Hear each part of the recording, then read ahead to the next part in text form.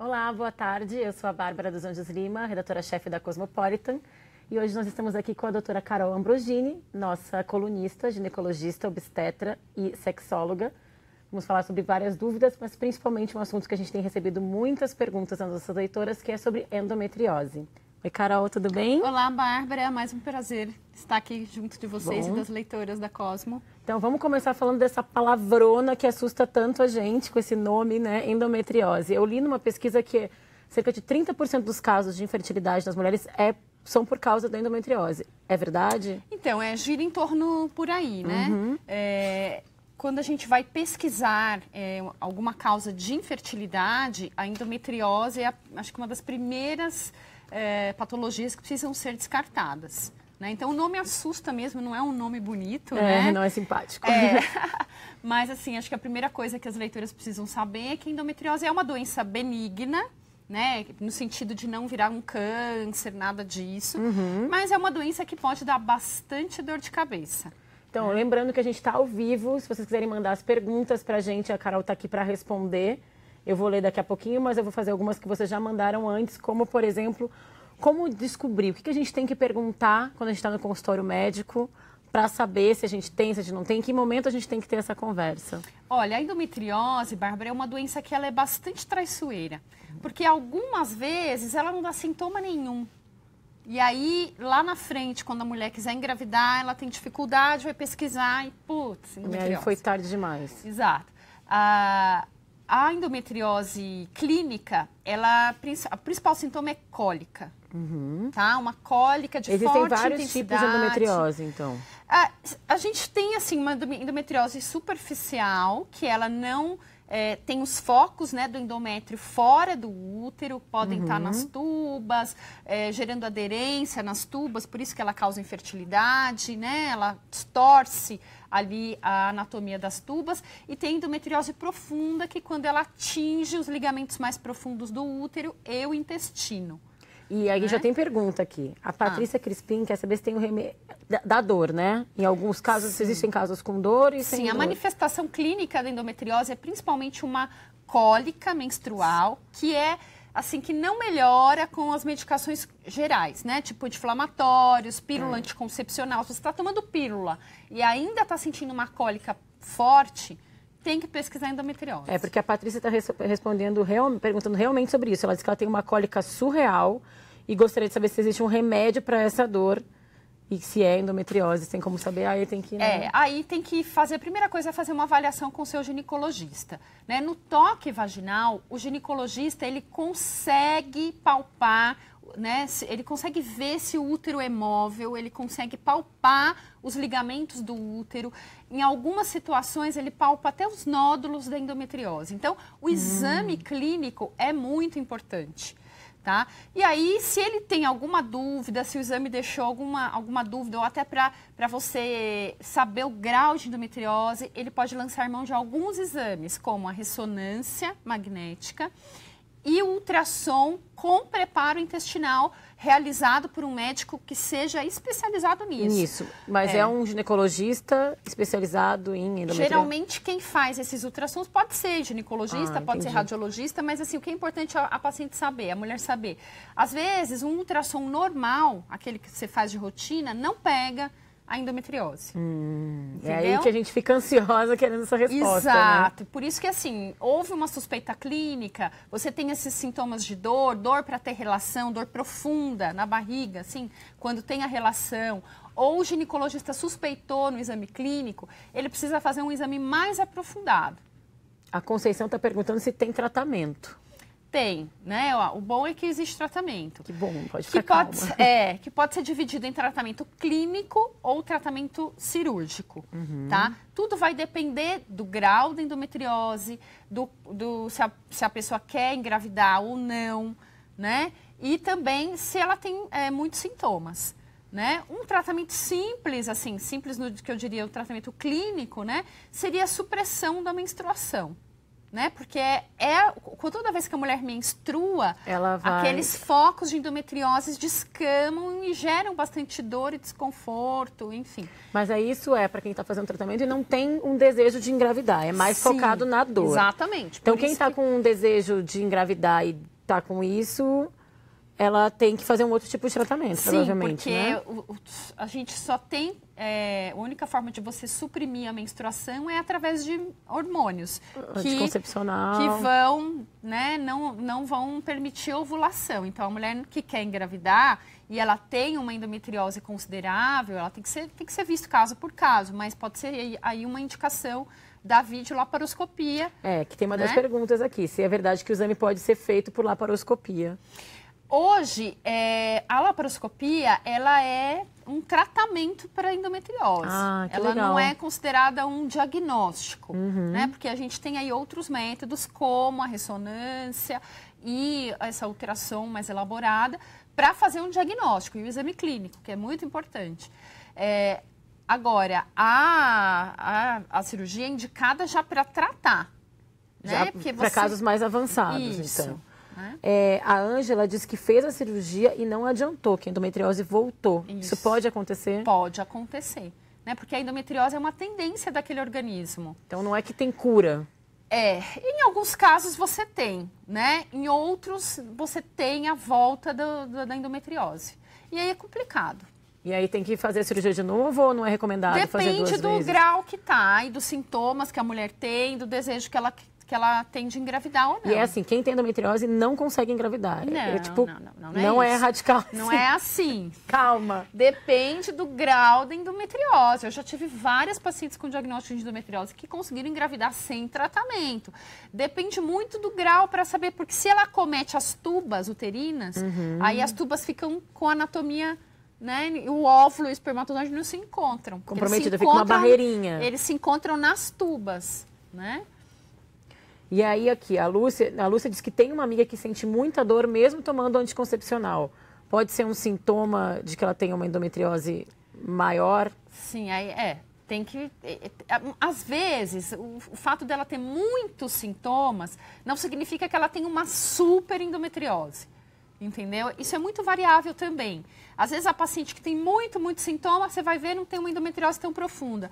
E às vezes a paciente que não tem sintoma, vai lá tentar engravidar e aí descobre que tem, né? Uma super endometriose. Não é tão simples quanto uma cólica forte. Exato, não é tão simples assim. Por isso que eu acho que a paciente que tá com a dúvida ou tem, ela precisa ser acompanhada por um especialista. Aí uma outra pergunta da Rafaela é se é genético, porque a tia dela teve, ela quer saber se ela vai ter. Isso ainda é duvidoso se é genético. Algumas mulheres, algumas famílias a gente encontra realmente uma maior tendência de ter, mas não é, a gente não consegue bater o martelo que é uma coisa genética, então obrigatoriamente você vai ter, entendeu? E sobre diagnóstico precoce? Quem quer ter filho tem que investigar isso, mas quando a gente ainda está distante desse desejo, tem que investigar isso, é uma coisa que tem que estar na tua listinha de perguntas do médico, tem que ficar preocupada com isso. Eu acho que precisa ficar paranoica com isso. Porque eu sinto que a gente recebe muitas, tu deve saber isso também, a gente recebe muitas perguntas sobre o assunto. Meninas que estão pensando em engravidar daqui 10 anos, ai meu Deus, e se eu tiver lá na hora, como é que é? Não precisa ficar nessa paranoia. Eu acho que a mulher que tem essa cólica refratária, essa mulher, ela precisa porque também atrapalha o dia a dia dela, essa cólica, né? Essa mulher precisa ser investigada. Agora, não precisa virar uma paranoia, todas as mulheres, que a grande maioria não tem. Sim, que 30%. Né? Então, vamos lembrar que na conta... 30% dos casos de infertilidade, né? Olha só, a Luana pergunta, ela usa anticoncepcional e já fez a laparoscopia. Vou precisar tomar anticoncepcional para sempre? Então, aí depende do desejo de engravidar. Quando ela quiser engravidar, ela tem que parar. Mas pela endometriose? Pela endometriose. Se for para o controle da endometriose, aí ela pode optar por qualquer método que iniba a menstruação. Pode ser pílula, pode ser um DIU, pode ser um implante. Não necessariamente o tradicional. A pílula tradicional.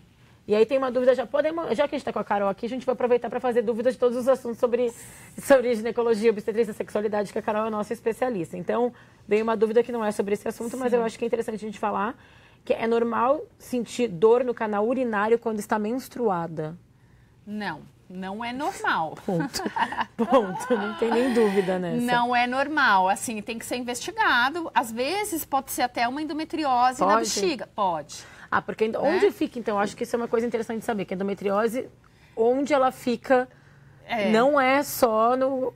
Então, a endometriose, o que são? São os focos de endométrio que se implantam fora do útero. Então, em diversos locais da pelve, como, por exemplo, as tubas, os ligamentos do útero, às vezes ela está próximo da bexiga, e aí pode dar esses sintomas, né, sintomas urinários durante a menstruação, ou próximo do intestino. Então, não é só no órgão reprodutor, né? Pode se espalhar para outros lugares. Sim, no intestino ela pode ter dor ou evacuar, principalmente no período menstrual. Então, são várias coisas que tem que... Isso. Ó, a Alina pergunta se as dores da endometriose só aparecem durante a menstruação ou ao longo do mês. Geralmente no período menstrual, mas existem algumas mulheres que têm essa dor prolongada, mas que piora no período menstrual. E quem toma pílula e ainda sente a dor... Aí essa mulher precisa ser investigada. Essa precisa investigar, porque é um caso dos mais graves, como você fala. Não necessariamente o mais grave. Como eu já te falei, às vezes não bate o sintoma com o grau da endometriose.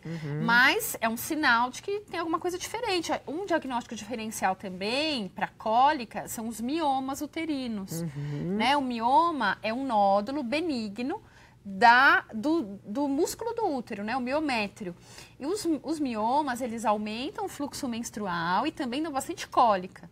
Então, é um diagnóstico diferencial. Que também pode ser uma... E aí o mioma traz alguma dificuldade para engravidar? Dependendo do tamanho do mioma, da sua localização, ele pode distorcer a anatomia do útero e dificultar para engravidar, sim. Né? Então, a mulher que tem essa cólica que a gente chama de refratária, né, que não melhora com os tratamentos normais, ela precisa ser investigada, tem que passar por uma avaliação clínica. Procurar. Mais perguntas. A Monique disse que fez laparoscopia e deu inflamação do endométrio. Quanto tempo depois de tratar ela pode engravidar?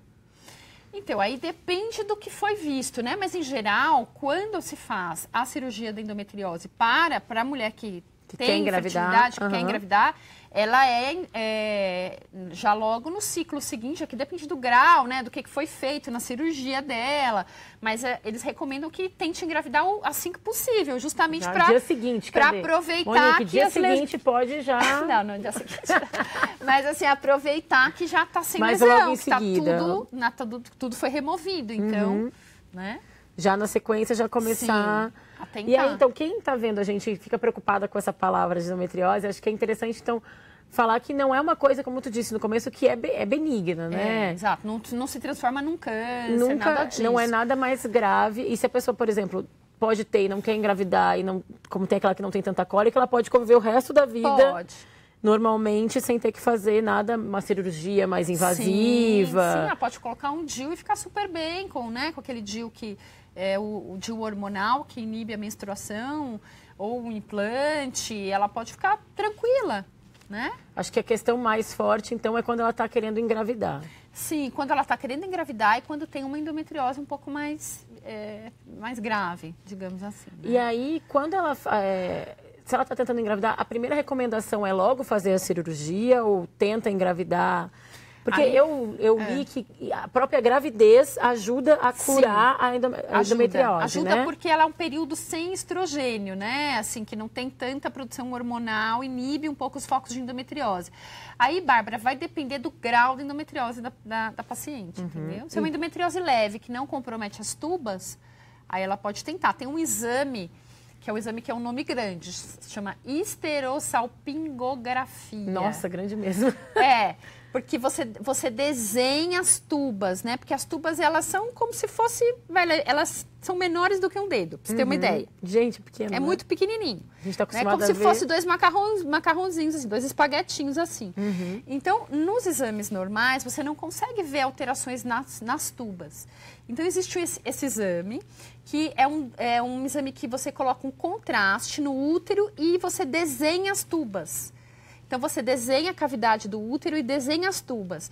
E aí, você vê se essa tuba está aberta ou não. Se tem alguma obstrução.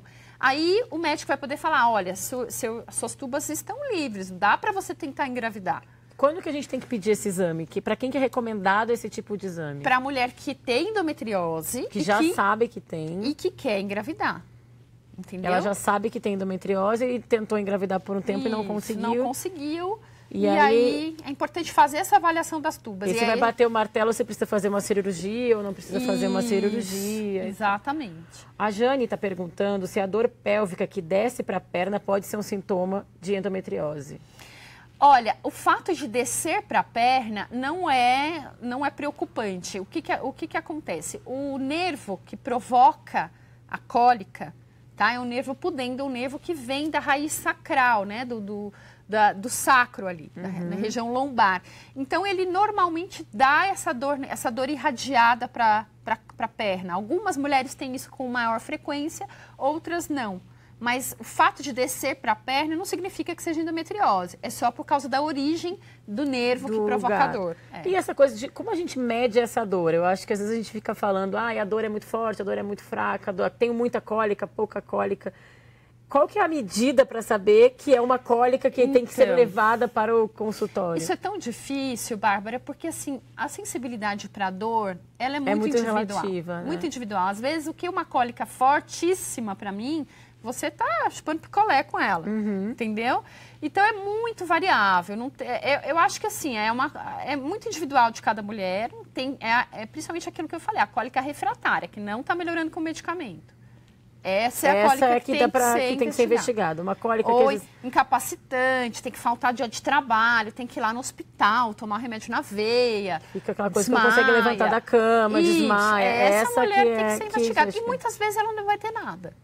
Então, entendeu? Nem até essas não precisam se preocupar tanto que é alguma coisa mais né? Que é uma coisa que é realmente um diagnóstico de endometriose. Porque hoje em dia deve ter muita gente assistindo isso já está pensando, meu Deus, eu tenho, o que eu vou fazer, né? Então, o que acontece também assim, que é comum ter bastante cólica, né? As adolescentes geralmente têm bastante cólica. Isso, então, se esse é seu padrão, desde que você é adolescente, você tem bastante cólica, é menos risco de ter endometriose.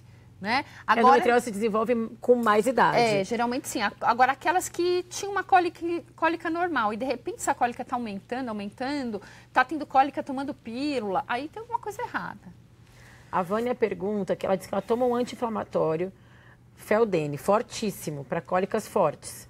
Em geral, ela começa a menstruar e toma de 8 em 8 horas para evitar uma crise que derruba assim que ela menstrua. Então, na verdade, ela já toma como prevenção para cólica esse remédio. A gente recomenda que se use preventivo mesmo. Se a mulher sempre vai ter cólica, sempre tem, já sabe que está chegando, já sentiu que está com TPM, já sentiu que está inchada, já começa a tomar, toma. Porque assim, quando dá a cólica, ela demora para passar. Sim, e aí o remédio já age antes de começar. Mas ela está dizendo que tem meses que funciona e meses que não funciona e ela passa mal. O corpo dela está ficando resistente para o remédio? O que pode ser? Não, acredito que não. Acredito que em alguns... isso é um mito, né? De que eu tomo remédio, aí o meu corpo acostumou e aí não funciona mais. Não é bem assim, né? Não é bem assim. Tanto é que ela só usa no período menstrual, ela não usa todos os dias, né? Isso acontece quando ela toma todo dia aquele remédio para dor. Aí sim, você pode sensibilizar mesmo os receptores. Mas eu acho que ela tem que investigar, a primeira coisa. Né? Se é tão forte assim, e ela já está acostumada, já está tomando remédio, né? E assim, uma boa, para as mulheres que não querem engravidar, uma boa coisa é suprimir a menstruação. Você não tem que passar por isso todos os meses. Né? Hoje já existem formas tranquilas de suprimir a menstruação. Porque tem muita gente que fica resistente a tomar pílula. Porque agora a pílula está assim, virou vilã de novo. Virou vilã de novo. Exatamente. A pílula que trouxe tantos benefícios para a mulher, que pôde deixar com que a mulher escolhesse o momento certo de engravidar. Foi super importante, a libertação feminina, nisso, claro. Né? Mas é que realmente elas eram muito mais fortes. Exato. E muito mais... Tinham muito mais efeitos colaterais para as mulheres, hoje elas são muito mais leves. Sim, existem hoje pílulas que são feitas com o nosso próprio hormônio, que tem muito menos impacto nessa coisa de trombose, que as mulheres têm tanto medo, né?